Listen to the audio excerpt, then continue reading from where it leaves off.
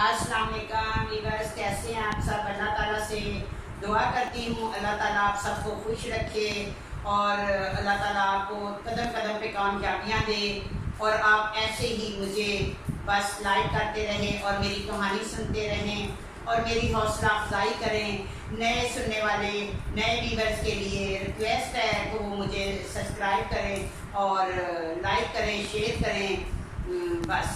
और वीवर्स, मैंने पिछले दिनों कल आपको ये कहानी सुनाई थी कि मैं कामोकी में रहती थी और मेरा बड़ा बेटा वहाँ पे हुआ था। तो अब मैं आपको कहानी कामोकी की ही सुनाती हूँ, लेकिन काफ़ी देर के बाद की कहानी सुनाती हूँ। तो वीवर्स, मैंने आपको बताया हुआ कि मेरे पास एक फार्मूला है जो कि नाम का फार्मूला है और थोड़ा बहुत सच है, बाकी थोड़ा बहुत हकीकत है, थोड़ा बहुत झूठ है।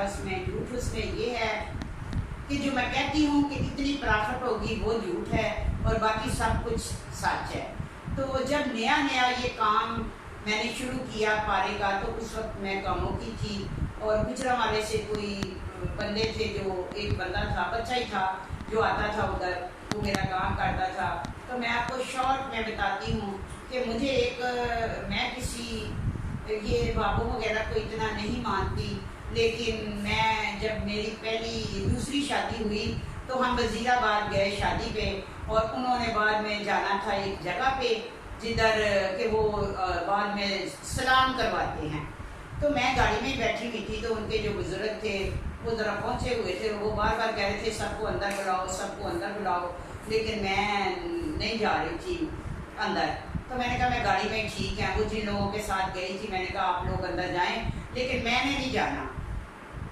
लेकिन बाबा जी बार बार डिस्टर्ब हो रहे थे और उनकी कोई तकरीबन 95-96 साल की उम्र थी और वो बहुत उनके पास इतने फार्मूले थे, उनकी औलाद नहीं थी। वो फैसलाबाद का एक एरिया है जिसमें वो लोग गए थे और मैं भी उनके साथ गई थी। तो जो वो बुजुर्ग थे वो बार बार कह रहे थे कि सब अंदर आ जाएं और खाना वाना दे रहे थे। तो वीवर्स, इस तरह सामने वो जेंट्स लोग बैठे हुए थे और इस तरफ लेडीज, तो बीच में पीछे जो थे वो बाबा जी बैठे हुए थे, अपना जो बुजुर्ग थे। तो उनकी एक अम्मा जी थी, उनकी वाइफ जो कि पीछे थी। जब मेरा दूसरा शोहर उसके हम लोग उधर गए, ठीक है, उधर गए तो वो जेंट्स में बैठ गया और मैं लेडीज में बैठ गई। तो बाबा जी ऐसे बस देखते होते थे लोगों को। तो उन्होंने कहा कि उस वक्त भी आज भी मैंने ग्रीन सूट पहना, उस दिन भी मैंने ग्रीन सूट ही पहना हुआ था और बहुत काम वाला पहना हुआ था। तो उसने कहा कि वो हरे सूट वाली को इधर बुलाओ। तो बाबा जी किसी को बुलाते नहीं थे, लेकिन मुझे उन्होंने कहा कि बुलाओ इधर। तो मैं तो डर गई, मैं तो पहले अंदर नहीं जाना चाहती थी, तो बाबा जी के पास कैसे जाती, ठीक है। तो उन्होंने ना वो जो जिनके साथ हम गए हुए थे ना, वो उनके मरीज थे। उन्होंने कहा बार बार कि वो बाबा जी आपको बुला रहे हैं। मैंने उठ के जाने लगी तो जेंट्स जिधर बैठे हुए थे उधर से मेरे हस्बैंड भी उठ के पीछे पीछे आ गए। वो थोड़ा ये समझते थे कि ज़्यादातर बाबे लोग जो होते हैं ना, ये ठरकी होते हैं। वो भी मेरे साथ ही पीछे चले गए। तो मेरे जो हस्बैंड थे उसको कहने लगे, मेरे हस्बैंड को बाबा जी कहने लगे, जा तू तो बेईमान है, तू तो उधर चली जा, मैंने तो इसको बुलाया, ये दिल की साफ है और इसके साथ बहुत कुछ होने वाला है, तो मैं इसको ना कुछ देना चाहता हूँ। बाबा जी ने कहा, जो कि मुझे यकीन ही नहीं था, जो कि हम लोग मानते ही नहीं थे, ठीक है। पहले माँ बाप के घर में या जैसा भी माहौल था या जैसा भी उनका जो भी उनका दीन था या जो भी था, वो बुजुर्गों को नहीं मानते थे, ये बाबो शाबो को वो मानते थे। सिर्फ अगर कोई चीज़ देनी है तो अल्लाह के राह पे देनी है, जो भी करना है अल्लाह के राह पे देना। तो हमारी तरबियत ऐसी थी। तो वीवर्स, मैं वहाँ पे वो बाबा जी ने ऐसे मुझे थपड़ी दी तो पीछे कमर तक हाथ फेरा। तो मेरे हस्बैंड और भी हो गए कि ये देखो ये क्या कर रहे हैं। तो उन्होंने अंदर से माँ जी को बुलाया, बोला ये देखो धी रानी आई है, इसको वो दे दो। उसमें थी एक वीवर्स बुक और वो लाल रंग का गोटे सा का वो बांधा हुआ था, उसमें 2, 4, 5 ऐसे भी वो लिखे हुए थे कुछ, वो बांधा हुआ था। और एक मुझे उन्होंने कहा कि लहबॉय साबन होता था उस वक्त, और मैं उस वक्त यूज़ करती थी एम्पीरियल, ठीक है। तो उन्होंने कहा कि ये जो है ना अपना साबुन, इससे तुमने नहाना है, ठीक है। मैं वो लेके आ गई साबुन, और वो जो थी, जो सारा वो बांधा बुंदा हुआ था, हम लोग मानते नहीं थे कि बस बहुत से ऐसे फिर मेरे साथ वहाँ से आने के बाद, ठीक है, ऐसे मामलात हुए कि मैं बताती हुई शर्मिंदा होंगी आपको। यानी कि अल्लाह की तरफ से ऐसे ऐसे मेरे साथ मुआवजे हुए कि मैं कहती हूँ कि मैं उस काबिल नहीं हूँ कि मैं आप लोगों के साथ शेयर करूँ। छोटा सा एक शेयर करती हूँ कि एक दिन, पहले दिन की बात है कि मैं ऐसे ही ना घर में, वो जिस दिन लेके आए थे, तो चले वो छोड़ती, मैं एक आपको ये बताती हूँ कि हमारे घर एक गेस्ट आए हुए थे। तो जो गेस्ट आए हुए थे तो उसके बच्चा नहीं था, और वो इलाज करवाने आई हुई थी इधर मेरे घर पे, ठीक है। तो उसने सुबह डॉक्टर के पास जाना था। एक फ़कीर आया, और फ़कीर आते के साथ दरवाज़ा खटखटाया तो वो सामने खड़ी थी। तो कहने लगी कि कोई, मुझे, मैं पीछे थी, तो कहने लगी एक फ़कीर आया है तो खैर मांग रहा है। तो मैंने कहा उसको रोटी दे दो, किसी शादी से ना वो आए हुए थे, काफ़ी लेग पीस वगैरह, मैंने कहा उसको वो दे दो, खाना दे दो, नान पड़े हैं वो दे दो। तो वो उसको कहते हैं चल तू पीछे हट जा, तूने कौन सा जिंदा रहना, तूने तो मर जाना है, ऐसे तू औलाद के लिए दवाइयाँ कह रही है मैंने ले ली हैं, इलाज करवाना, तूने तो मर जाना। वो इतनी परेशान हो गई कर जी कैसा फ़कीर आया, देखो मुझे ऐसे कह रहा है। मैंने कहा बस अंदर कोई था बैठा हुआ, उसने कहा ये सब झूठ है, आप परेशान ना हो, ऐसी कोई बात नहीं है। तो बाबा जी को रोटी दी, सब कुछ दिया। उसके बाद बाबा जी ने कहा कि आप ऐसा करें, मुझे एक सूट दें। तो वो जो मेरे पास बैठे हुए थे उन्होंने कहा देखा ये आप अपनी बात पे आ गया वकील। तो मैंने कहा नहीं कहना चाहिए, आप ऐसा करें, मेरे पास, आपके पास कितने पैसे हैं तो दे दें। उस वक्त 500 का बहुत अच्छा सूट आ जाता था, लेकिन उन्होंने कहा कि ये जो तेरे जेवर शेवर पहना ये सब इसमें लूट छूट के चले जाएंगे। तो बाबा मैंने ऐसा ही समझा, लेकिन मैंने मूड ऑफ कर लिया। तो वो कहने लगे अच्छा। इतनी देर में फ़कीर चला गया, और मैं जो थी मैं परेशान थी कि मैंने क्यों किसी को ऐसे खाली हाथ मोड़ा। मैंने कभी भी, अगर मेरे हालात ख़राब नहीं थे वीवर, फिर भी जो हस्बे तौफीक होती थी तो मैं अपना नहीं सोचती थी, किसी के बारे में ज़्यादा सोचती थी। तो ऐसे में उसने कहा कि चलो बुला लो, उसे दे दो ये 500 रुपया। जब वो जो जिसको उसने कहा था कि तेरे घर औलाद नहीं होनी, तो वो जो थी उसने बाहर देखा तो गली में कहीं भी कोई फ़कीर आया ही नहीं था। पूरे मोहल्ले से पूछा, हर जगह से पूछा, लेकिन कहीं भी कोई नहीं था, ठीक है। तो ऐसे में फिर मुझे पता चल गया कि ये कोई अल्लाह का बंदा था, और मैं ऐसे ही बस मजाक उड़ाती रहती हूँ। बहुत से ऐसे वाक़यात हैं कि जो मैं आपको नहीं बता सकती, बस अल्लाह ही जानता है। कहते हैं दिलों के भेद अल्लाह ही जानता है। जिस काबिल मैं नहीं थी वो मैंने अपनी लाइफ में सब कुछ देखा। एक ना इतनी पढ़ी लिखी, ना इतना कुछ कि घर में आके लोग इज्जत से पैसे देते, इज्जत करते, पीरों की तरह मानते। मुझे नहीं पता था अल्लाह ताला को मेरी कौन सी अदा पसंद थी, क्या पसंद था। तो भी बस ऐसे में मैंने आपको बताया कि मैं कामों की में थी, और वो जो थे वो मैं ना उससे नहाई और ना मैंने वो खोल के देखा। जब मैं कामों की आई तो मैंने वो जो था ना अपना वो ऐसे ही तो जिक्र किया किसी से, तो उन्होंने कहा कि अपना ये तो अच्छा काफ़ी ऐसा गुजर गया। ये जब की बात है वो गुठली सी वैसे पड़ी रही। फिर मेरी हाफिज साहब से शादी हो गई, तो उसी दौरान की बात है कि हालात तो हाफिज साहब के भी इतने अच्छे नहीं थे, बस नॉर्मल ही थे, और मुझे पता ही नहीं था ये अमीरत, ये सब चीज़ें क्या है। एक सादी सी ज़िंदगी थी, और वो मेरे पास थी वही चीज़, वो जो उसमें वो बुकें खोल के देखी हाफिज ने, और उसने जाके कामों की से उसने जाके बात की। गुजरावाला में एक लड़का है, हाफिज ही है वो भी कुरान का, उसके साथ। तो उसने कहा ये तो बड़ी अच्छी बात है, मुझे दो, इस पे ट्राई करते हैं। तो भी बस ऐसे में फिर इन लोगों ने ट्राई की, और ट्राई की तो देखा कि पारा लेके आए। जो पारा लेके आए तो वो जो पारा था ना, वो दुपट्टा मेरा किस तरह क्रीम का है, तो बार बार मैं डिस्टर्ब हो रही हूँ। तो फिर मैंने आपको बताया कि मैं कामों की में थी। तो कामों की में फिर वो जो बांधी हुई थी गठली, क्या उसको पंजाबी में कहते हैं, तो वो खोली। तो जो हाफिज साहब थे वो उधर गुजरावाला में उनके एक हाफिज साहब थे जो कि ठगी थे, जिसको कहते हैं कीमिया घर, जो कि सारी ज़िंदगी बस पारा जमाने के लिए अपने जायदाद बेच देते हैं, अपना सारा जो है अपनी कमाई जो है ज़ाया कर देते हैं, लेकिन वो पारे को जमा नहीं सकते। तो भी बस उसमें था वो पारे का फार्मूला जो कि वो बाबा जी ने मुझे गठरी दी थी, और मैंने तो वो किया नहीं क्योंकि मुझे इतना पता नहीं था। तो जो फिर गुजरावाले से हाफिज साहब थे, उन्होंने एक हाफिज साहब मेरे हस्बैंड, एक उनके दोस्त, तो उन्होंने फिर ये जो है ना पहली बार जब जमाया तो इतना हम लोग खुश हो गए।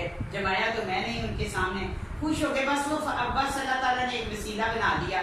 सिर्फ यहाँ तक कि हमने बहुत कोशिश की, ये सख्त बड़े बड़े ला के पता नहीं क्या दाबू ला के कि इसको कलर हो जाए, पारा तो जम गया लेकिन आगे कुछ ना हुआ। और जो पारा जमा वो ऐसे ही था कि थोड़े से पैसे बचत थे, बाकी लगत ही थी। तो मैंने फिर वहीं पे अधूरा वो छोड़ दिया, लेकिन आगे जाके आपको बताया ना, फिर वही चीज़ मेरे काम आई। तो ऐसे में भी बस मैं वो बना रही थी घर में, एक भट्ठी रखी हुई थी, कठियालियाँ थी, बिलोर था, सब कुछ। तो मैं वो आग जब जलती थी तो वो कोयला तो वो धुआं निकलता था। तो जिस घर में मैं भी बस रह रही थी वहाँ पे गैस था और वहाँ की तंग माहौल गलियाँ थी और धुआं बाहर जाता था। लोग चुकन्ने हो जाते थे कि ये धुआं क्यों आ रहा है, क्या करते हैं। तो ऐसे में भी बस बहुत से लोग जो औरतें और लोग पूछते कि ये धुआं किस लिए, तो मैं बताती कि मैं एक मेडिसिन बनाती हूँ और वो मैं देती हूँ जो बड़े बड़े जगह पे जैसे हकीम होते हैं या ऐसे। तो ऐसे अल्लाह ने मेरी रोज़ी तो घर में लिखी हुई थी। तो भी बस ऐसे में लोग मेरे पास घर आने लग गए और मुझे नहीं था पता कुछ भी कि दवाई कौन सी बनानी है, क्या करनी है। वो तो उसी पे फार्मूले लिखे हुए थे, मेरे पास तो कुछ भी नहीं था, ना मैंने कोई पढ़ा था ना मैंने कोई कोर्स किया, उसी में था। वो देख के तो मैं कर लेती थी। नीम हकीम जान का खतरा वो थी मैं भी। बस लोग आते रहे, मुझे डॉक्टर मानने लग गए, मुझे पता नहीं क्या क्या पीर मानने लग गए। मैं भी कम नहीं थी। मैंने अपने हस्बैंड को कहा मुझे कोट ला के दे वाइट कलर का, ये तो एक वो जूते उधर रखे होते, जब कोई आता तो मैं फौरन कोट पहन के बैठ जाती वाइट कलर का। और फिर मैंने भी बस आस्ता आस्ता दस्ताने भी मंगवा लिए, ठीक है। ऐसे में मुझे तो खुद ही यकीन नहीं कि क्या हो रहा था। हुआ ऐसे भी बस एक औरत आई मेरे पास, बहुत औरतों के किस्से हैं, एक औरत का किस्सा आपको सुनाती हूँ। एक औरत आई कहने लगी जी बाजी बस दवाइयों को छोड़ें। पहले तो एक आई कि जिसके घर में औलाद ना हो, मैं भी बस आपको वो वाली बात बताती हूँ कि जिसके घर औलाद ना हो तो मैं तो 150 की दवाई दूँ, 150-200 की तो उसमें हो जाएगा। औरतों को कोई इतनी बीमारी नहीं होती, ये सब डॉक्टरों के ढकोसले हैं, ये हो गया वो हो गया, जितनी बड़ी दुकान उतने बड़े पैसे, ये कुछ भी नहीं है। मैं आपको कहते हैं कि आपको बताना चाहती हूँ लेडीज़ को कि ऐसा कुछ भी नहीं है। मेरी एक कज़न है, वो सरगोदा में थी, उसका बहुत बड़ा हॉस्पिटल था, उसके पास इतने लोग आते थे, 5-5 हज़ार 10-10 हज़ार रुपया वो इस चीज़ का लेती थी जो कि सिर्फ 200 रुपये में है। तो भी बस आप घर में सब कर सकते हैं, सब लेडीज़ मेरी बहनें भाइयाँ, जो भाई तो नहीं कर सकते, सॉरी, बहनें कर सकती हैं। जैसे कि ज़्यादातर औरतों को होता है वरम और कुछ भी नहीं होता, ठीक है। वरम होता है तो वरम का ही इलाज मेरे पास अच्छा है और वो सारा देसी तरीके से है, वो सारा उसी बाबे के जैसे उन्होंने बताया, तो वो मैं आप लोगों को बता सकती हूँ। तो ऐसे में मैं एक ये खानवा डोगरा से मेरे पास एक डोगरी थे, पता है वो शादियाँ होती हैं तो बहुत मज़े देते हैं अपनी इनको बच्चियों को, तो उसके औलाद नहीं हुई, वो मेरे पास आई, वही टोटका मैंने उस पर इस्तेमाल किया, लेकिन उनको मैंने बताया नहीं, उनको कुछ नहीं बताया। मुझे भी शौक था नए नए डॉक्टर बनने का, तो मैंने वो 2 ग्लिसरीन है, काली और वाइट, दोनों मिला के रुई से लगा के वो सारा जो भी आप लेडीज़ लोग समझ सकते हैं, वो उनके अंदर मैंने दस्ताना मंगवाया, 3 दिन अंदर रखी, वो अल्लाह का करना, मैंने दुआ मांगी, मैंने फर्स्ट टाइम वो किया वीवर्स। मैं कोई डॉक्टर नहीं, मैं कुछ भी नहीं, अल्लाह की करनी कोई। मैं फिर और कामों में लग गई। तकरीबन महीना नहीं गुजरा होगा कि वो लोग तो ऐसे आए मेरे साथ जैसे मैं एक बहुत बड़ी पीर हूँ। एक मज भी लेके आ गए, कहने लगे कि ये भाई अल्लाह ने हमें हमारी सुन ली है। मैं तो खुद बैठी सोच रही थी ये सुनी कैसे है, ये हुआ क्या, क्या हो गया। मसला ये था, सिर्फ उस लेडीज का थोड़ी मोटी थी और उसको मैंने बताया था कि तुमने जो किस्मों के फूल होते हैं ना, ये किस्मों के फूल तुमने सिर्फ 30 रुपए के लेने हैं। 30 रुपए के लेके 3 पुड़ियाँ उसकी बना लेनी है और एक एक जो है 3 दिन तुमने करना है। तो उसमें बैठना है, उसमें उसको बाफ देनी है। वो बहुत सा तरीका है वीवर्स जो मैंने उसको बताया, उसमें बहुत फ़ायदा है देसी चीज़ों में। दूसरा 3 दिन उसकी मैंने वो रखी। तो जैसे कहते हैं कि डॉक्टर लोग सब कुछ ही तो बताते हैं, ऐसे मैं भी लोगों को बताती थी। देखिए ना, उसको इतना वरम था। ये देखो, ये यूट्रस होती है, यूट्रस में वरम हो जाए तो ये सारी चीज़ जो है बंद हो जाती है वरम से, ठीक है। तो जो मर्जी इधर होता रहे, जब अंदर ही नहीं कुछ होना तो फिर कैसे हमल ठहरेगा। तो वीवर्स ऐसे में मेरे पास थी ये फार्मूला जो दिया था बाबा जी ने, और वो मैंने किया। और वो जो उसको मैंने बताया कि उतने दिन तुमने पुरानी सी शलवार पहननी है, जिससे वो कहती रही कि हाँ मेरे साथ ये हो रहा है, ऐसे जो भी निकल रहा है। तो फिर उसके वो हल्का हो गया, पेट भी थोड़ा हल्का हो गया। मैंने उसको ऐसे, मेरे पास बहुत से टोटके हैं जो उसमें थे बुक में, तो मैं उसको बताती रही और करती रही। अल्लाह ने उसको बेटा दिया, चांद साहब उन लोगों ने मुझे बहुत खुश किया। तो वीवर्स मैं तो कुछ भी नहीं, जो भी है वो अल्लाह ताला की ज़ात है। मैं तो ऐसे, मैं कहती थी कि मैं ऐसे मट्टी को पकड़ती थी तो मट्टी सोना हो जाती थी, एक मसाल है होती नहीं थी। तो ऐसे में मेरे पास बहुत से लोग आते थे तो मैं परेशान हो जाती थी। एक धुएं की वजह से मैं मशहूर हो गई कि धुआं निकल रहा है, और मुझे उस धुएं को कवर करने के लिए ये कहना पड़ा कि मैं दवाइयाँ बनाती हूँ। तो लोग ओरिजिनल दवाइयाँ मेरे पास लेने आ गए।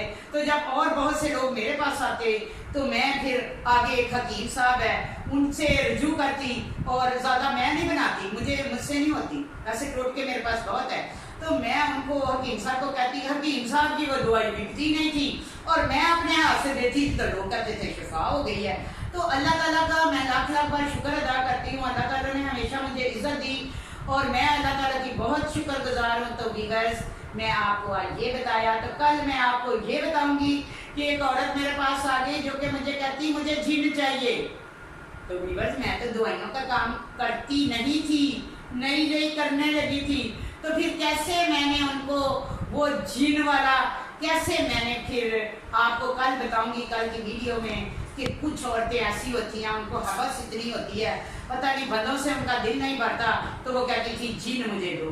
तो मैं जिन की कहानी बताऊंगी नेक्स्ट वीडियो में, अगली वीडियो में। तो वीवर्स अपना बहुत ख्याल रखिएगा, बहुत बहुत अपना ख्याल रखिएगा, दुआओं में मुझे याद करिएगा ये, और ज़्यादा से ज़्यादा मुझे सब्सक्राइब करें, शेयर करें और लाइक करें और अच्छे अच्छे कमेंट्स करें। अल्लाह हाफिज़।